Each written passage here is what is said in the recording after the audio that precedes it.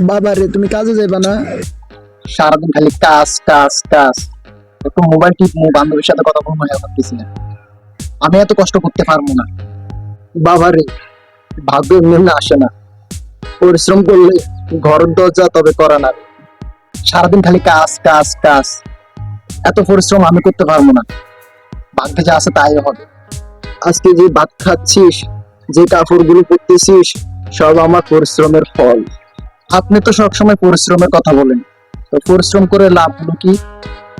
আজ যদি আমি হাল ছেড়ে দিতাম, তুই কথা বলার সুযোগও পেতি না। বাবা, আমি বুঝতে পারিনি। আজ থেকে আমি আর অলসতা করবো না, কিন্তু আপনাকে নিয়ে আমার অনেক গর্বিত। মনে রাখিস বাবা, এটাই শুনতে চাইছিলাম। পরিশ্রম কখনো মানুষের সাথে বিশ্বাসঘাতকতা করে না। সফলতার পিছনে এগিয়ে চলেন, সফলতা অর্জন করতে পারবেন। সময়কে ফাও নষ্ট করবেন না। আপনার সময়ের অনেক মূল্য, অনেক দাম। তাই ভিডিওটি ভালো লাগলে শেয়ার করে দেন, আমাদের চ্যানেলটিকে সাবস্ক্রাইব করেন। ধূমপান স্বাস্থ্যের জন্য ক্ষতিকারক।